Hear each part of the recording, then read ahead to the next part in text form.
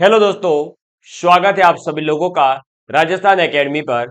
मैं प्रवीण सिंह आप सभी लोगों के साथ में। जैसा कि आप सभी लोग जानते हैं, लगातार एलडीसी एग्जाम, सीईटी एग्जाम, छात्रावास अधीक्षक एग्जाम के लिए साइंस और मैथमेटिक्स की क्लासेस लेकर के आ रहा हूं। डेली हमारी क्लासेस 8 बजे साइंस की होती है और 9 बजे हमारे मैथमेटिक्स की क्लास रहती है, जिसके अंतर्गत हम लोग जो है साइंस में फिजिक्स, केमिस्ट्री, आपका स्पेस टेक्नोलॉजी वाला पोर्शन कंप्लीट कर चुके हैं और अब हम पढ़ने जा रहे हैं बायोलॉजी के पोर्शन को, जिसके अंदर हम रक्त वाला जो आपका टॉपिक है, रक्त समूह, मानव रोग वगैरह, वो कंप्लीट पढ़ चुके हैं। और जंतु और पादपों का जो आर्थिक महत्व है, economic importance of plant and animals, उसको अपन कंप्लीट कर चुके हैं। इसके बाद में मैंने आप लोगों के लिए बायोलॉजी का प्योर बायोलॉजी का टॉपिक है, या हम ये कह सकते हैं कि हमारे जो आनुवांशिकी टॉपिक है, उसको हम पढ़ रहे थे। आनुवांशिकी के अंतर्गत हमने आनुवांशिकी को समझा था और आनुवांशिकी से संबंधित जितनी भी शब्दावलियां हैं जो हमारे आगे इस पूरे टॉपिक को पढ़ने में हेल्प करने वाली है, उन सभी सामान्य शब्दावलियों को अपन ने पढ़ा। और उसके बाद में मेंडल के बारे में अपन ने पढ़ना शुरू किया था, जिसे आनुवांशिकी का पिता कहा जाता है। और लास्ट क्लास के अंदर मैंने आपको बता दिया था कि मेंडल की सफलता के, यानी कि मेंडल के सक्सेसफुल होने के क्या क्या रीजन थे, जिस वजह से जो है मेंडल सक्सेसफुल हो पाया और अन्य वैज्ञानिक जो है वो सफलता प्राप्त नहीं कर सके। क्योंकि आनुवांशिकी के क्षेत्र में आज भी जब लगातार रिसर्च हो रही है, तो उस जमाने में भी लगातार रिसर्च हो रही थी, लेकिन एक ग्रेगर जॉन मेंडल, जो कि केवल और केवल एक जो चर्च था वहां पर, उद्यान के अंदर जो गार्डन था वहां पर मटर के पौधे पर रिसर्च करके इतना बड़ा जो है वैज्ञानिक बनता है, और जिसे आनुवांशिकी का आगे जाकर के फादर या पिता कहा जाता है। तो उनकी सफलता के कारण हमने समझे थे। इसके बाद लास्ट क्लास के अंदर ही जो हमने सफलता के कारण पढ़े, उसी के अंदर हमारा लास्ट पॉइंट था कि मेंडल ने जो अपनी सफलता प्राप्त करी थी, उसके लिए जो पादप का चयन किया था वो सावधानी पूर्वक किया था। यानी पादप चयन में उन्होंने सावधानी रखी थी। तो पादप चयन में क्या सावधानियां रखी थी और मटर के पौधे का चयन करने का क्या कारण था, वो अपन आज जानने वाले हैं। और उसके जो जो लक्षण इन्होंने उपयोग में लिए थे, उनको हम जानने वाले हैं। चलिए, तो आज की हमारी क्लास नंबर है 88। इससे पहले की 87 क्लासेस पढ़ सकते हैं। और इस ही बेस पर जो है आज की थंबनेल है कि आपको शुरू करना है यहां से, और यहां से ऐसे बढ़ते बढ़ते बढ़ते नदी की तरह से उतार चढ़ाव के साथ इस क्लास नंबर 88 में पहुंचना है। ठीक है, चलिए। तो अब मुझे उम्मीद है कि आप सभी लोग जो है रूबरू हो गए होंगे मैं कौन हूं और आज हम क्या पढ़ने जा रहे हैं। साथ ही साथ आप लोगों को बता दूं कि मेरे द्वारा एलडीसी एग्जाम के लिए कंप्लीट एक गाइड प्रिपेयर की गई है, और उस गाइड को आप च्यवन प्रकाशन की है, जिसे आप अपने मार्केट के अंदर नजदीकी बुक स्टोर पर जाकर के खरीद सकते हैं, और उस पुस्तक को लेकर के उसका फीडबैक जरूर हमें जो है प्रोवाइड करावें। चलिए अब देखेंगे। सबसे पहले आज हम पढ़ने जा रहे हैं क्या, तो हम पढ़ने जा रहे हैं कि मटर के पादप का चयन ही हमने क्यों करा था। तो लिखेंगे हेडिंग, मटर के पादप, मटर के पादप का चयन। ठीक है, किसकी बात करेंगे? मटर के पादप के चयन की अपन बात करेंगे। और इसके अंदर जो पहला पॉइंट आता है वो ये आ जाता है कि मटर जो है वो एक ही साल के अंदर हम कितनी ही फसलों का जो है क्या कर सकते हैं, उत्पादन कर सकते हैं। कितनी ही मतलब ऐसा नहीं कि आप 10, 12, 15, 20 करने लग जाओ। ये कह सकते हैं हम बेसिकली कि कम समय में अधिक पीढ़ियों की अपन बात कर सकते हैं। अगर मान लीजिए कि ये महोदय मटर की जगह गन्ने का ले लेते बीज, मान लो। अब जो गन्ने का पौधा होता है वो ग्रो करने में, उसके आगे बढ़ने में उसको बहुत ज्यादा समय लगता है। अब इतना समय अगर एक ही पीढ़ी को बनने में लग रहा है, तो मान लीजिए 6-7 पीढ़ियों तक अगर उन्हें रिसर्च करनी है, तो कितना ज्यादा समय जाएगा। इसीलिए इन्होंने जो है मटर के पौधे का जो है चयन किया, ताकि एक ही वर्ष के अंदर जब हम अनेक पीढ़ियों को ले पाएंगे तो कम समय के अंदर ज्यादा पीढ़ियों की हम क्या कर पाएंगे, स्टडी कर पाएंगे, और जब ज्यादा स्टडी होगी तो ज्यादा अच्छे से हम जो है रिजल्ट निकाल पाएंगे। तो लिखेंगे एक वर्षीय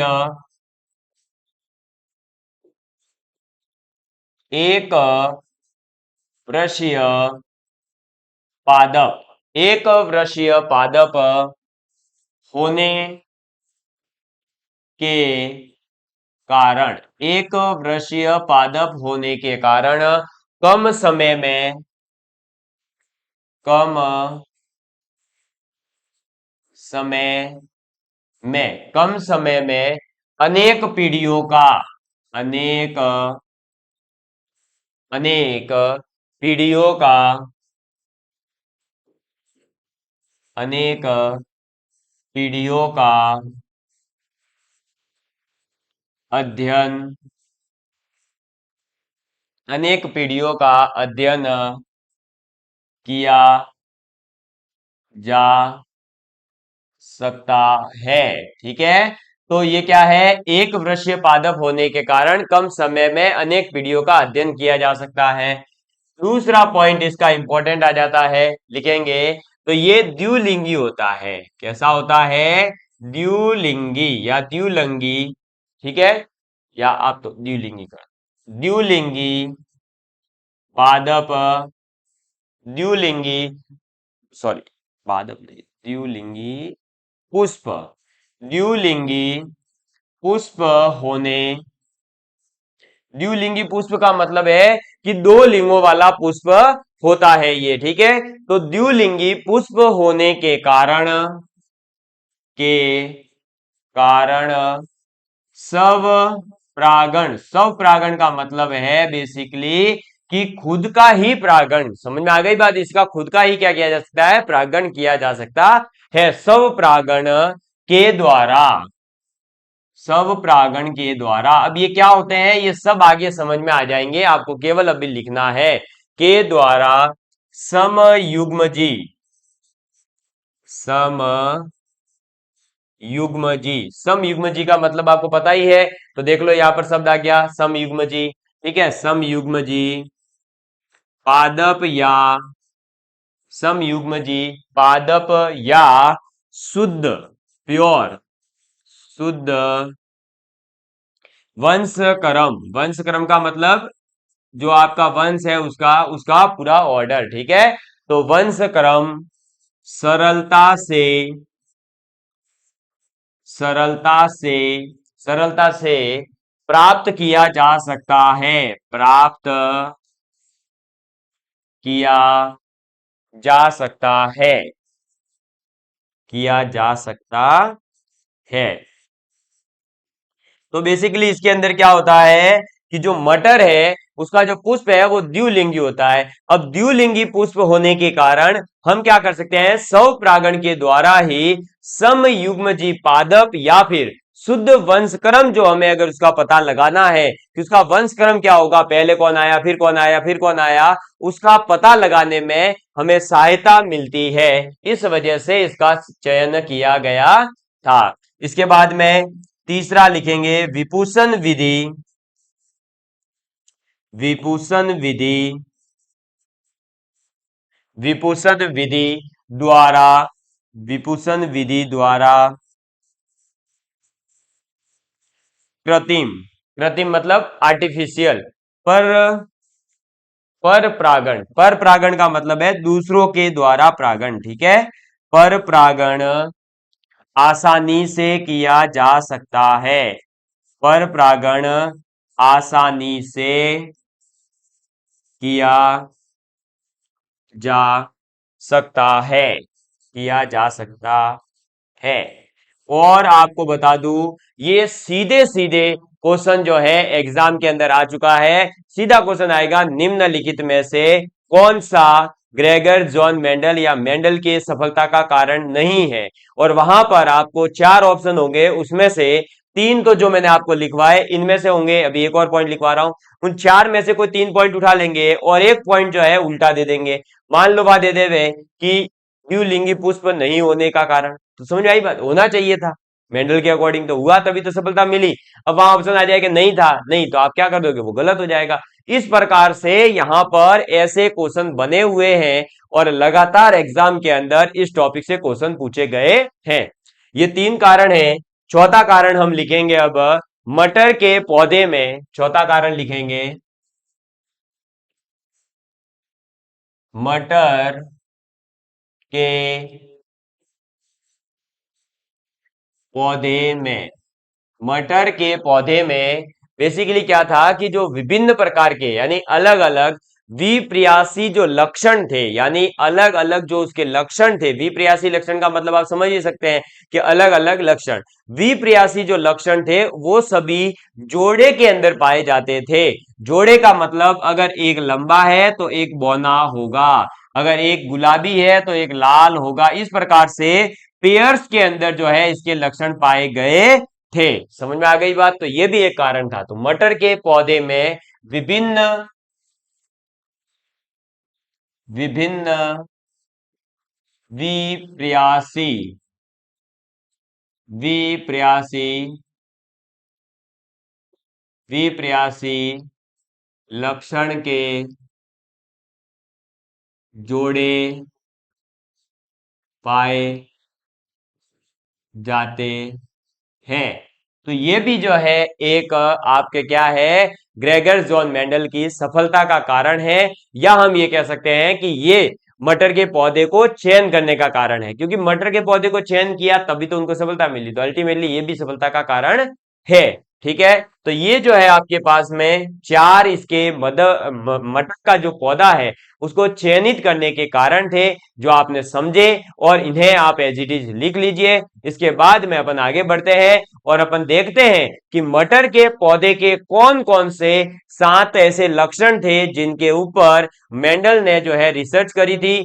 आपको बता दूं यही क्वेश्चन कितनी बार तो आ चुका है कि ग्रेगर जॉन मेंडल ने मटर के पौधे के कितने विप्रियासी लक्षणों पर बात करी थी, तो विप्रियासी लक्षण उसने 7 जो है वो चयनित करे थे, और वो 7 विप्रियासी लक्षण कौन कौन से थे वो मैं आपको यहां पर बताने वाला हूं, अभी लिख करके आराम से आप इसको एक बार नोट डाउन कर लो, है ना। तो आप सभी ने इसको नोट डाउन कर लिया होगा। अब मैं आपके साथ में डिस्कस करने जा रहा हूं कि कौन कौन से लक्षण थे, कौन कौन से लक्षणों में से कौन प्रभावी रहा और कौन अप्रभावी रहा। ये पूरी की पूरी टेबल आपको एज इट इज याद होनी चाहिए। एग्जाम के अंदर इस टेबल में से एक या दो क्वेश्चन आपसे 100% पूछे जाएंगे। अब मैं अलग अलग एग्जाम के पॉइंट ऑफ व्यू से बताए हैं, मतलब एलडीसी में एक क्वेश्चन पूछा जा सकता है, सीईटी में भी जो है एक दो क्वेश्चन पूछे गए हैं, अनुवांशिकी से आपके छात्रावास अधीक्षक में भी पूछे गए हैं। तो आप जो है इसको टेबल को अच्छे से नोट डाउन करें। पहला लक्षण था पादप की ऊंचाई। किसकी बात कर रहे हैं अपन, पादप की ऊंचाई की, ठीक है। दूसरा जो इसके अंदर लक्षण था वो था पुष्प की स्थिति। क्या, पुष्प की स्थिति, यानी जो उसके अंदर फूल लग रहे थे वो फूल कौन सी पोजीशन पर लग रहे थे, इसके आधार पर भी जो है उन्होंने इसकी पूरी स्टडी करी थी। इसके बाद में नंबर 3 पर आपके आ जाता है परिपक्व फलों की, या हम ये कह सकते हैं कि जो उसकी फलियां हैं जिस पर अपने मटर के पौधे मटर आता है उसके अंदर, है ना, वो वाला, तो उसको फली कहते हैं। तो परिपक्व फली की आकृति कैसी है, ये भी इसमें जो है एक क्या था, अपने लक्षण था। तो लिखेंगे परिपक्व फली की आकृति, परिपक्व फली की आकृति। इसके बाद में अपरिपक्व जो फली है, यानी जो पकी हुई मैच्योर पूरी की एकदम अच्छे से नहीं पकी हुई जो फली होती है उसकी बात कर रहे हैं।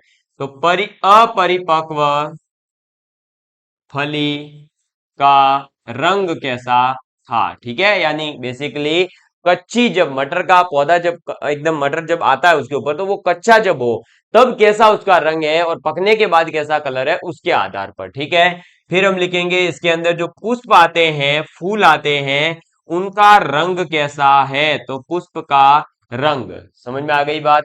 इसके बाद में जो बीज है उनकी आकृति, तो लिखेंगे बीज की आकृति,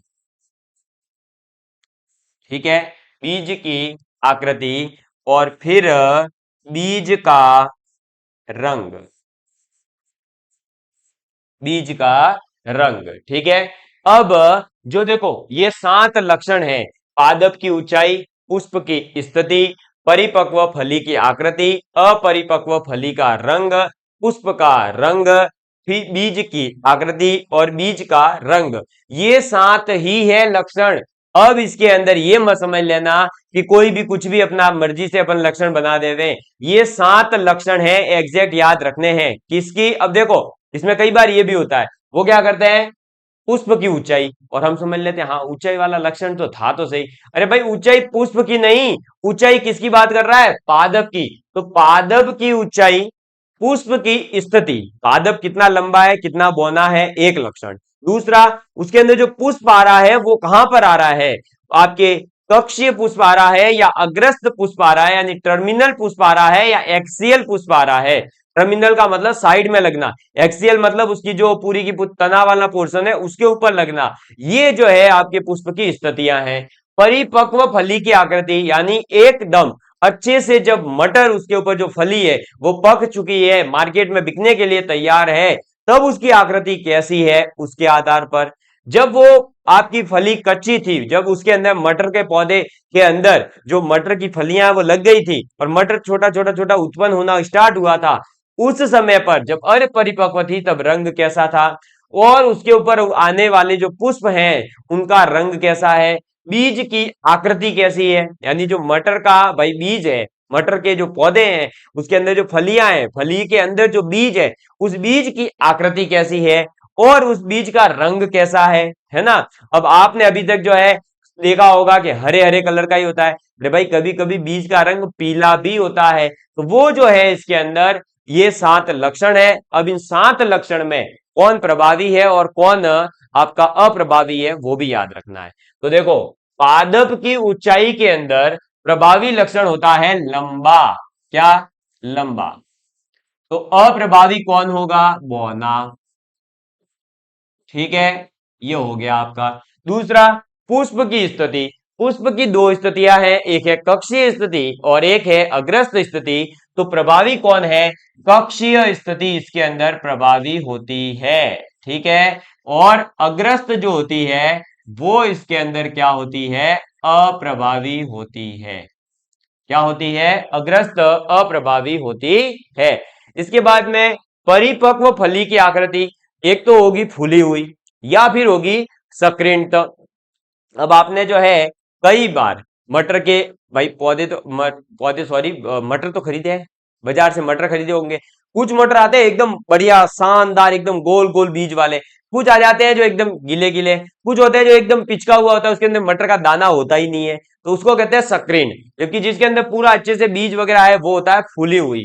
तो कैसी आकृति, या तो इसकी आकृति होगी फूली हुई, फूली हुई जो आकृति होती है वो इसके अंदर प्रभावी रहता है लक्षण, और एक होता है सक्रियता। सक्रियता अगर प्रभावित हुआ, मान लो अब सक्रियता अगर प्रभावित हुआ तो उसके अंदर बीज उत्पन्न ही नहीं होगा, और मटर उत्पन्न ही नहीं होगा तो भाई कौन खाएगा, कोई लेगा क्या। तो सक्रियित कर दो है ना इसको, चलो ये सक्रियित। इसके बाद में आपके अपरिपक्व फली का रंग, तो जब अपरिपक्व होती है तब इसका रंग होता है हरा, और इसके अंदर जो अप्रभावी होता है वो होता है पीला रंग। कौन सा, पीला रंग। ठीक है, अब इसमें लाल गुलाबी ऐसा अनसर्ट अपने मर्जी से कलर मत डाल देना, हरा और पीला ही होगा। पुष्प का जो रंग है, पुष्प का रंग या तो बैंगनी होगा या सफेद होगा। कैसा होगा, बैंगनी या सफेद। तो प्रभावी कौन सा, तो बैंगनी। कौन सा, बैंगनी। ठीक है, और अप्रभावी कौन सा होगा, सफेद होगा। क्लियर। इसके बाद में बीज की जो आकृति है वो या तो गोलाकार होगी यानी गोल होंगे बीज, या फिर झुर्रीदार होंगे। ठीक है, तो इसकी आकृति कैसी होगी, गोलाकार। ठीक है, या फिर हम कह सकते हैं झुर्रीदार,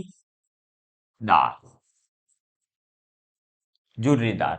इसके बाद में नेक्स्ट आ जाता है बीज का रंग कैसा है, तो बीज का रंग प्रभावी तो होगा पीला। कौन सा होगा, पीला, और अप्रभावी होगा हरा। ठीक है, कौन सा होगा, हरा। समझ में आ गई बात? तो ये है 7 लक्षण, और इन 7 लक्षण में से कौन प्रभावी है कौन अप्रभावी है ये भी मैंने आपके सामने क्लियर कर दिया है। आप ये मान के चलिए कि इस टेबल में से आपको एग्जाम में 101% क्वेश्चन देखने को मिलेगा। इसलिए प्लीज कृपया करके इस टेबल को अच्छे से नोट डाउन कर लीजिए, और इसका स्क्रीनशॉट लेना चाहो तो जरूर से स्क्रीनशॉट लीजिए, ताकि हमारी भी जो है आप आगे से आगे शेयर करके समाधान मतलब हमारा सहयोग जरूर करें। तो मैं यहां लिख देता हूं राजस्थान एकेडमी सिरोही।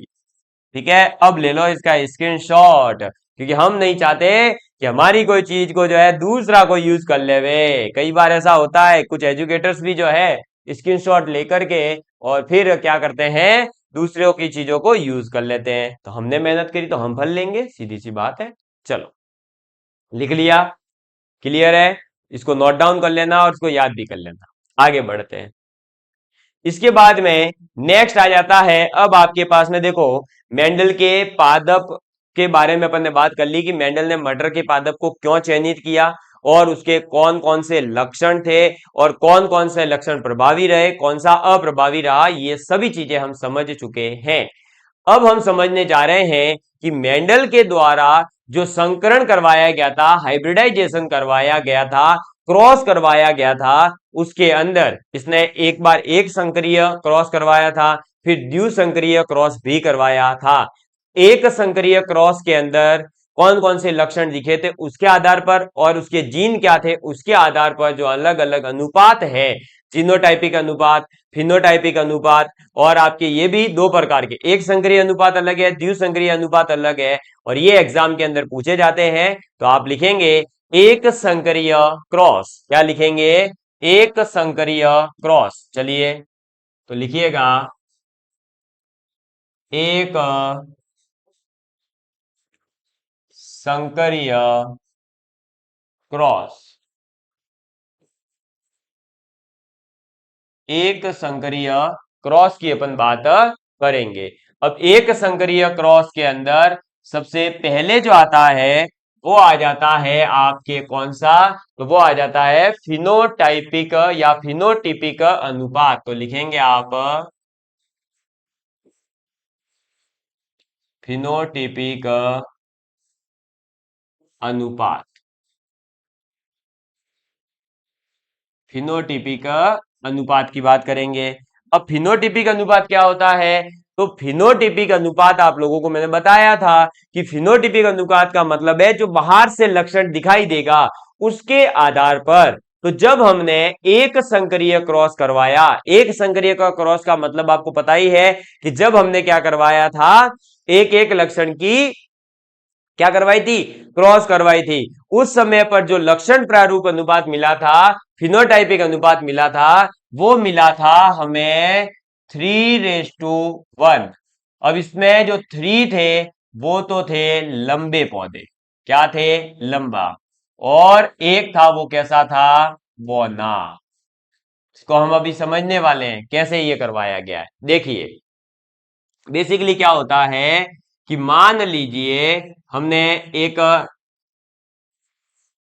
सबसे पहले ये मान लीजिए कि हमने क्या करा है, तो हमने जो है बेसिकली एक अपन ने ले लिया लंबा पौधा और एक ले लिया बौना पौधा। ठीक है, अब इस लंबे पौधे और इस बौने पौधे का अपन क्या करवाएंगे, क्रॉस करवाएंगे। क्या करवाएंगे? क्रॉस करवाएंगे। तो जब इसका क्रॉस करवाया जाता है तो मान लो इधर मैंने लिखे लंबे लंबे जीन और इधर लिखे मैंने बौने बौने जीन। अब इनका क्रॉस देखो कैसे होता है। ये क्रॉस करना अगर आप सीख गए तो आपके काफी चीजें जो है आगे आसान हो जाएगी। ठीक है, देखिएगा आप, एक मिनट ये टेबल से ही बना देता हूं मैं। एक जस्ट ये लीजिए, अब देखिएगा यहां बनाते हैं कि अपन ने क्या करा, इधर लिख दिए अपन ने लंबा लंबापन जो है उसका उसका जीन, और इधर बौनेपन के ये जीन। आपको पता ही है ना, ये तो छोटी चीजें ये सब जो है ये किसको रिप्रेजेंट कर रहे हैं, ये बेसिकली है जीन। ठीक है, ये क्या है? जीन है। इनका अपन करवा रहे हैं क्रॉस। जब अपन इनका क्रॉस करवाएंगे तो देखिए इस प्रकार से एक टेबल अपन बना देते हैं। अब ये जो अपन ने टेबल बनाई है, इस टेबल के आधार पर आपको अच्छे से दिख रहा होगा कि ये अपन जो है छोटी छोटी एकदम बढ़िया वाली टेबल बनाएंगे ताकि अच्छे से एकदम बढ़िया मजे तरीके से आपको समझ में आए और आप भी कहें कि हाँ सर ऐसे साइंस पढ़ानी चाहिए। देखो अब हम इनका क्या करवा रहे हैं, क्रॉस करवा रहे हैं। यहां पर मैंने बना दिया क्रॉस, हालांकि क्रॉस नहीं बनाते हैं, यहां पर भी एक साइन बनता है, लेकिन उसकी अभी मैं बात नहीं कर रहा हूं, उसकी बात मैं आगे करूंगा। अभी आपको केवल क्या समझना है कि क्रॉस करवाना है तो क्रॉस यहां पर लगा दिया। अब आप क्या करोगे कि इसका क्रॉस इसके साथ में, किसका, इसका क्रॉस इसके साथ में, तो क्रॉस करने का मतलब है गुणा कर रहा है बेसिकली। तो जब कैपिटल टी और स्मॉल टी का गुणा करेंगे तो बनेगा capital T into small T, इसमें तो कोई गलत है नहीं। ऐसे ही जब इस कैपिटल टी का इससे गुणा होगा तब बनेगा कैपिटल टी और स्मॉल टी। क्लियर। इसके बाद में इस कैपिटल टी और इसका जब गुणा होगा तब बनेगा क्या, कैपिटल टी और स्मॉल टी। समझ में आ गई बात। इसके बाद में जब इसका और इसका गुणा होगा तब भी क्या बनेगा, कैपिटल टी और स्मॉल टी बन जाएगा। क्लियर। तो ये देखा आपने कि क्रॉस कैसे करवाना है, ये नहीं हो रहा है यहां पर अभी। तो जो इसमें आपको समझना है ना कि ये 3:1 कैसे आएगा वो मैं अलग से समझाऊंगा। अभी केवल मैंने ये समझाया है कि क्रॉस करवाते कैसे हैं। ये क्रॉस करवाना इस प्रकार से होता है। क्रॉस का मतलब है बेसिकली यहां का एक गुण उठाओ, यानी यहां की एक चीज उठाओ और यहां की एक चीज उठाओ और इनका गुणा करो, क्या बनता है। गुणा करने का मतलब उनको मिलाओ, है ना, गुणा करने सच में मत बैठ जाना। तो ये इस प्रकार से क्रॉस किया जाता है। अब हम ये देखते हैं कि किस प्रकार से किसका क्रॉस करवाया जाता है कि ये 3:1 का रेशियो आने वाला है। तो देखिए अब आपने देखा कि हम दो लक्षण कोई भी लेते हैं और उन दो लक्षणों का, भाई एक अपने नर में से आया होगा एक मादा में से आया, उनका मिलान किया तो इस प्रकार से ये बनता है। ठीक है, ऐसे क्रॉस होता है। अब मैं आपको दिखाता हूं कि हम जो है किस प्रकार से ये जो फिनोटाइपिक रेशियो दे रखा है इसको प्राप्त करेंगे। केवल और केवल अभी तक आप ये सब इसको नोट डाउन करने की जरूरत नहीं है क्योंकि ये हमारे कोई काम की चीज नहीं है, ये तो केवल समझने के लिए था। अभी मैं डायरेक्ट आगे क्रॉस करवाता तो आप कंफ्यूज हो जाते। अब देखो भाई फिनोटाइपिक अनुपात है और वो भी किसका, एक संकरीय अनु क्रॉस करवाने पर। अब क्रॉस किसका होता है, नर और मादा का। भाई बच्चा उत्पन्न करना है तो एक नर और एक मादा का मिलना जरूरी है। ठीक है, तो देखिए मान लीजिए मैंने एक मादा ली जिसके अंदर जीन होंगे कैपिटल टी और स्मॉल टी, भाई उसके अंदर लंबापन और बौनापन दोनों होंगे। ठीक है, ऐसे ही एक नर लिया है उसके पास में भी ये दोनों जीन होंगे। अब वो अलग बात है कि आपको पता है कि लंबापन जो है कैपिटल टी जो है वो इसके अंदर प्रभावी होता है, लेकिन लेंगे तो दोनों जीन होंगे उत्पन्न तो। ठीक है, तो मादा और नर के ये दोनों अपने पास में आ गए जीन। अब क्या करते हैं, इनका अपन को करवाना है क्रॉस। तो जैसे पीछे टेबल बनाई थी वैसी ही अपन टेबल बना देंगे। क्या कर देंगे, टेबल बना देंगे। ये टेबल आपको नोट डाउन करनी है क्योंकि ये काम की है।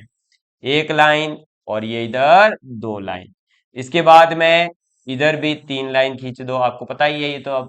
अब देखिए मैंने पहले यहां क्या यूज किया था, क्रॉस यूज किया था, लेकिन अब आपको बता दूं कि ऐसे अपन क्रॉस यूज नहीं करते हैं। यहां अपने को जो साइन यूज करना है उसके लिए पहले आपको ऐसे एक लाइन खींचनी है। ठीक है, उसके बाद में इधर आपको जो है यहां पर इस वाली लाइन में आपको नर के जो जीन होंगे वो लिखने होते हैं। इनको मैं रेड कलर से गोल कर देता हूं। और इधर जो है इस वाली लाइन पर आपको मादा के लिखने हैं।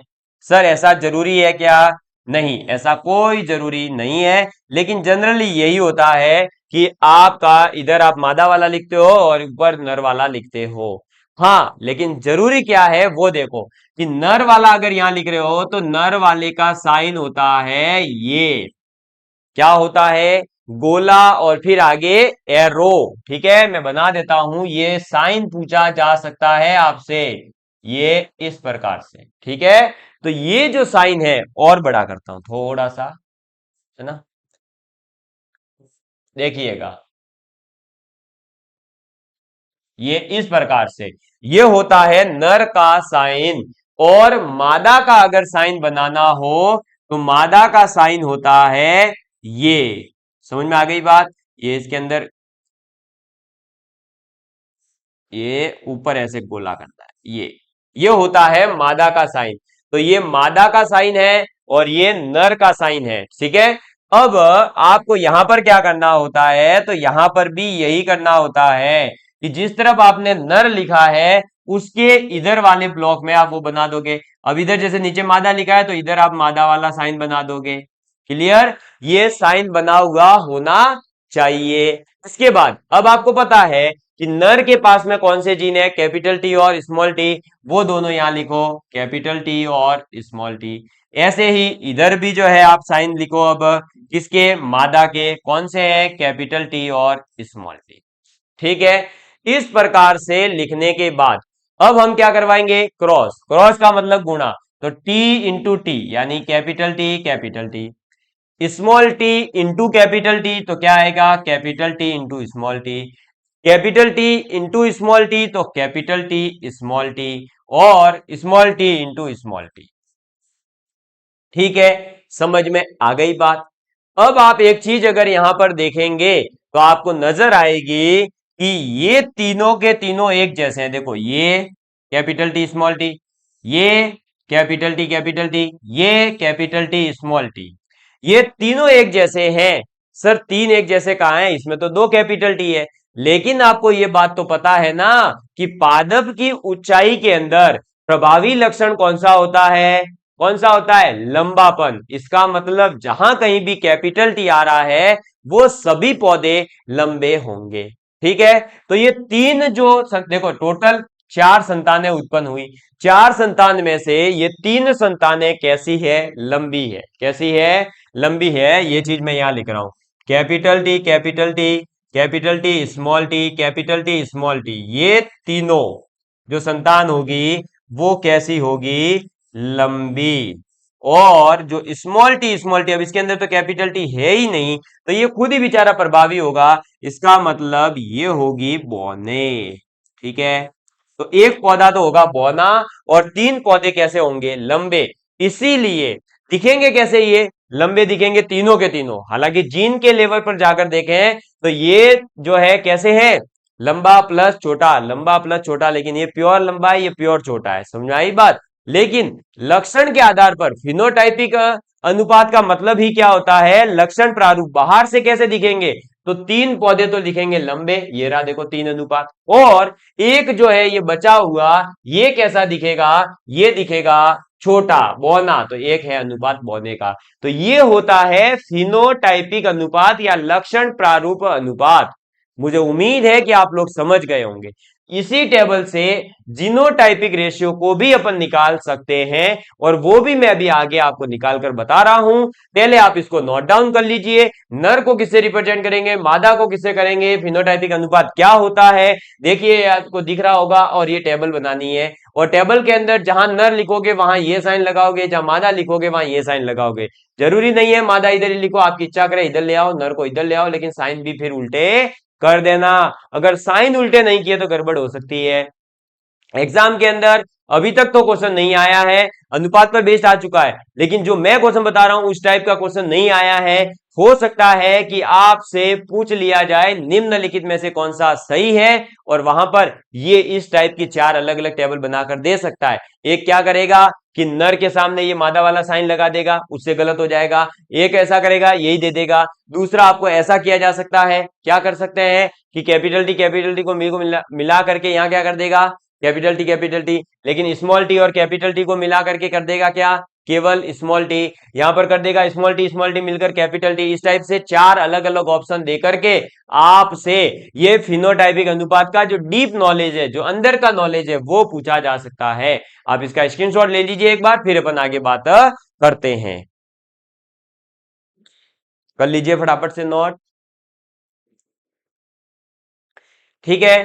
तो प्रॉपर तरीके से रिकॉर्डिंग वगैरह चल रही है, कोई दिक्कत नहीं है। अब मेरे प्यारे दोस्तों, आज की क्लास जो है मैं यहीं पर समाप्त कर रहा हूं। फिनोटाइपिक अनुपात आप लोगों को समझ में आ गया होगा। अब जीनोटाइपिक अनुपात और द्विसंकर अनुपातों की अपन बात जो है, या द्विसंकर क्रॉस की बात जो है, अपन अगली क्लास के अंदर करेंगे। और आप ये क्रॉस करना सीख करके आइएगा, क्योंकि ये क्रॉस करना अगर आप सीख गए तो मैं आपको आगे बताऊंगा कि आपसे जो हाइपोथेटिकल क्वेश्चन पूछे जा सकते हैं, जैसे क्वेश्चन पूछे गए हैं, वो कैसे सॉल्व कर सकते हो। जैसे कई बार क्वेश्चन आता है कि आपके जो है अगर ये रोग है तो ये आगे आपके संतान में होने की क्या प्रायिकता है, या कितनी संतान होगी जिनको ये रोग हो सकता है, कितनी संतान है जिनको ये रोग नहीं होगा। वहां पर भी अपन इसी क्रॉस का यूज करने वाले हैं, इसलिए आपको जो है उसी अनुसार इस चीजों को अभी से ही समझ लेना है। तो love you all of you, please take care and please share with your friends. Jai Hind, जय भारत।